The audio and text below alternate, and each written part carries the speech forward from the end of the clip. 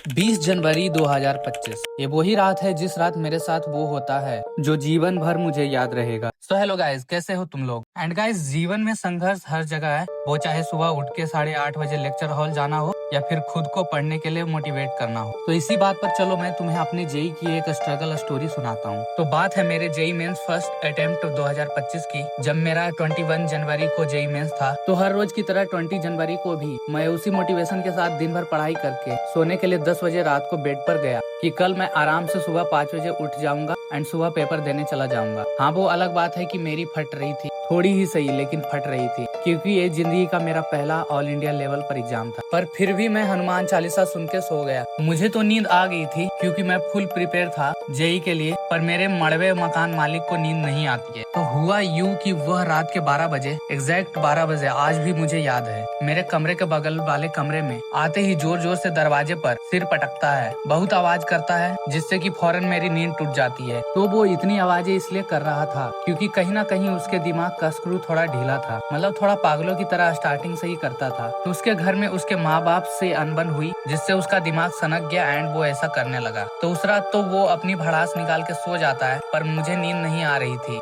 पता नहीं, मैं ट्राई कर रहा था फिर भी नींद का आता पता नहीं था। जैसे जैसे रात बीत रही थी वैसे वैसे मेरे दिल की धड़कन बढ़ रही थी नींद ना आने के कारण, जिससे कि मैं हो जाता हूँ और ज्यादा पैनिक एंड मेरे हाथ पैर उसी समय कांपने लगते हैं और मेरा पूरा बॉडी पसीने से गीला हो जाता है। फिर मैं रात के 3 बजे मम्मी को करता हूँ वीडियो कॉल। तो मेरी मम्मी सारी बातें सुनकर कहती है कि आ जाएगी नींद, चिंता मत कर, अभी थोड़ी देर बात करेगा तो आ जाएगी। पर किस्मत में कुछ और ही होना लिखा था। लिटरली मैं 2 घंटों से ऊपर मम्मी से वीडियो कॉल पर बातें करता हूँ एंड फाइनली मुझे 5 बजे के अराउंड नींद आती है। तो फिर क्या, मैं 1.5 घंटे सो के ही नींद में जाता हूँ एग्जाम देने। ऑलरेडी मैं इतना डरा हुआ था और ऊपर से ये सब हो गया। फिर भी जैसे तैसे मैं एग्जाम देता हूँ एंड मुझे पता था कि मेरी लग गई है। फिर भी मेरी शिफ्ट हार्ड होने के कारण मेरी 98.2 परसेंटाइल आ जाती है, जिससे मैं सेटिस्फाई तो नहीं पर डिसअपॉइंट जरूर था। तो तुमने देखा गाइस कि कैसे किसी भी राह पर से तुम्हारी जिंदगी पलट सकती है। इसलिए मैं तो कहता हूँ कि ज्यादा एग्जाम का फियर और लोड मत लो, जो होगा देखा जाएगा। बस अपनी तैयारी बढ़िया से करो, क्योंकि ये एग्जाम्स तो आते जाते रहते हैं, पर जीवन में मजबूत बनना और सीख मिलना ज्यादा इंपॉर्टेंट है। और हाँ गाइज, तुम लोगों को जेई मेंस फर्स्ट के लिए ऑल द बेस्ट। फोड़ के आना एंड जेई एडवांस को भी फोड़ देना। और सिलेक्शन हो या ना हो वो तो ऊपर वाले के हाथ में है एंड तुम्हारे हाथ में है एग्जाम से ना डरना और ना उसका लोड लेना, क्योंकि जहाँ डर होता है वहाँ दिमाग काम नहीं करता है।